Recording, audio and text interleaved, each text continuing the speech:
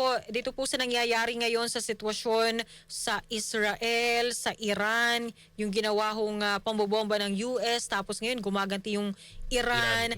Ano ho yung posibleng maging kahihinatnan ho nito at yung epekto ho sa ekonomiya ng ating pong bansa? Yes, Jane, no?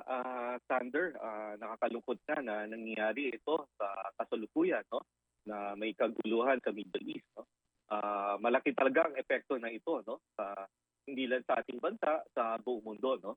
Ang unang epekto na to ay yung pagtaas ng presyo ng langis, no? Sa pandaigdigang merkado, no? Ito ay naka-apekto sa atin. Actually, ito nga yung reason kung bakit biglang pagtaas ng presyo ng langis dito sa ating bansa. Pag tumaas ang presyo ng langis, no, alam natin ito ay inflationary. Ito ay ibig sabihin nakaka-put pressure doon sa presyo ng mga bilihin ng produkto at serbisyo dito sa ating bansa.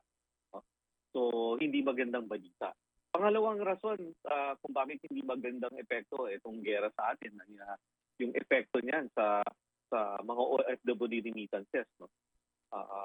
So OFW deployments, no? Alam naman natin isang pundasyon ng ating ekonomiya ay remittance ng mga OFW workers.